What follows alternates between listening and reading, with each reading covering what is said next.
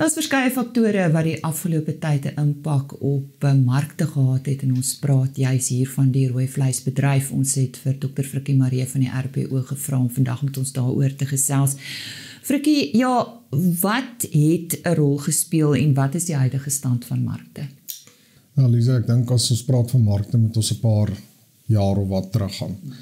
Ons het, en dis 'n bietjie lank terug dalk, maar hier in 2018-19 het ons goeie, of 2018 goeie pryse beleef, pryse het toe afgekom, 2020 met COVID het sy eie uitdagings gehad, toe het ons 2021 het die mark verskriklik goed gedoen op die rug van COVID, 2022 ook, en 2023-24 was basies net, daar was nie pryse nie. En almal het gevra, wat gaan aan, wat is die probleem, hoekom is dit so, waantoe gaan die geld in die ketting, want ons pryse is laer as wat het in 2018 was, daar is 'n klomp probleme.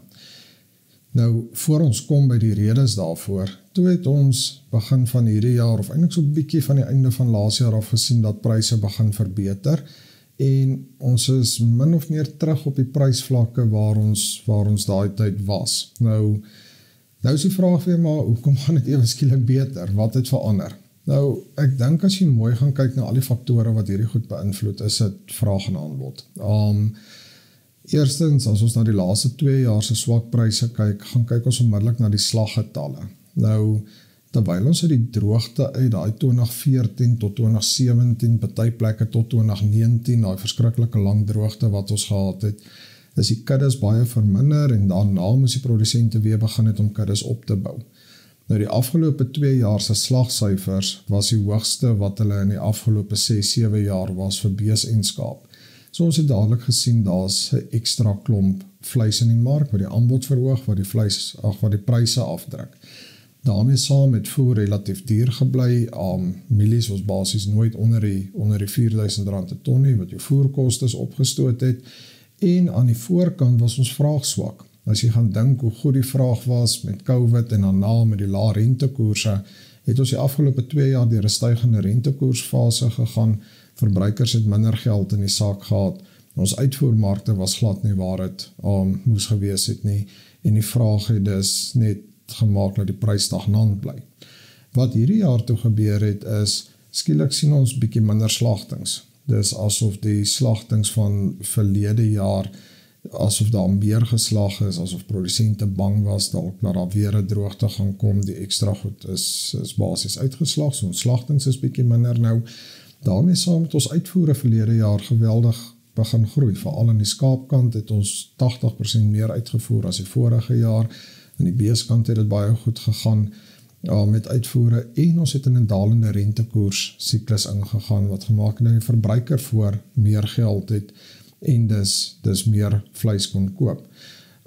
So ek dink die hele marksamenstelling, die slegte jare van die laaste 2 jaar, die beter jaar wat ons hierdie jaar beleef, kan jy regtig al die redes in vraag en aanbod faktore gaan kry. Nou, ek moet vir jou vra, back and close, watter impak het dit? Want ons weet dit het alreeds impak. Ja, Lisa, ek dink back and close moet ons in 2 tipes impakte klassifiseer. Die eerste een is die paniek wat daar gekoppel is.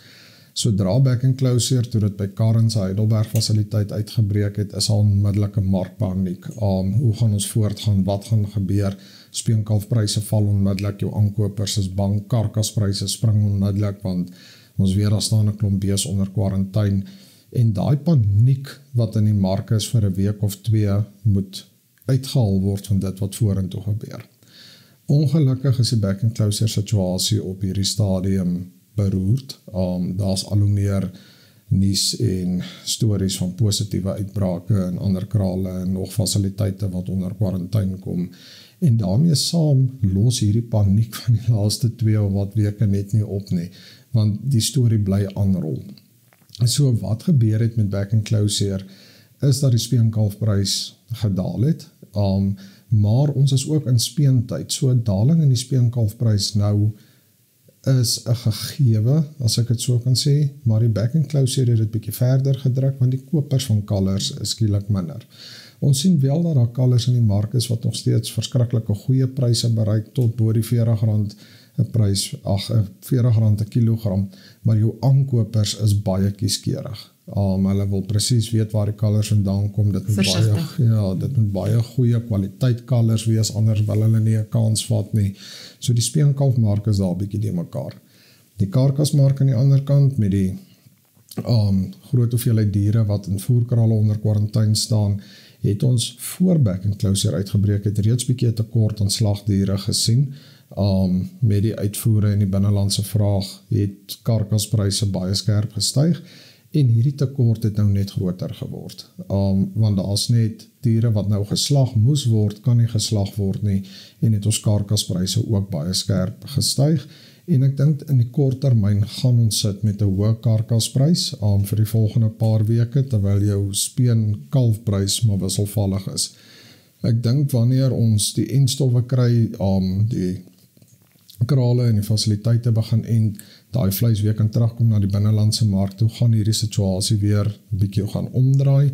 Al die krale wat onder kwarantyne is, gaan weer met vol maak, so ek dink vorentoe 3 maande of wat van nou af gaan daar baie groot vraag na speenkalvers weer wees, sodat daai krale weer in produksie kan kom, wat weer die speenkalfprys gaan opjaag, terwyl jou karkasprys weer bietjie gaan terugval. So ek dink, as ons hierdie goed alles gaan opsom, ja, die markte gaan oor die volgende paar maande, dink ek, baie wisselvallig wees, met alles wat in die mark gebeur. Dit is egter nie asof pryse van speenkalvers, ek wil sê net die helfte gaan wees en karkasse skielik verdubbel nie.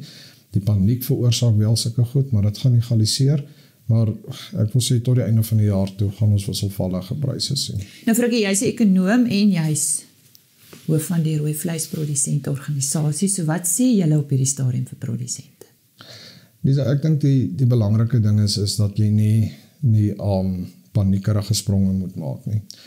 Ek dink as ek 'n produsent was wat nou speenkalvers gehad het, sou ek hulle so 'n bietjie hou vas het indien dit moontlik is, indien ek veld gehad het. Laat ons eers kyk hoe hierdie paniek uitspeel. Ek dink 'n kalf wat veral jou ligte kalvers nou wat jy dalk wou speen, as jy hulle kan background, kan swaarder kry oor die volgende 2-3 maande en dan verkoop wanneer daar weer 'n sterker vraag gaan wees, gaan jy beter doen. Maar niks van die goed is gewaarborg nie. Aan die ander kant, produsente met speentyd, dis wanneer hulle inkomste gegenereer word. En jy wil dus ook nie 'n produsent met sy eie keel afsny dat hy nie sy rekeninge kan betaal nie. So ons sit in 'n uitdagende tyd, maar moenie paniekerig word nie. Die markte gaan hulle self weer uitspeel. Daar's 'n klomp werk wat gedoen word om te kyk hoe hierdie situasie opgelos moet word. Daar's nog nie finale planne in plek nie, maar almal werk baie hard daaraan om ek wil sê 'n nuwe plan op die tafel te sit om ons vorentoe gaan. Maar ek dink die groot ding is kalmte, verkoop net wat jy nodig het op hierdie stadium, en moenie belaglike pryse aanvaar net omdat jy bang is goed gaan verder suit nie.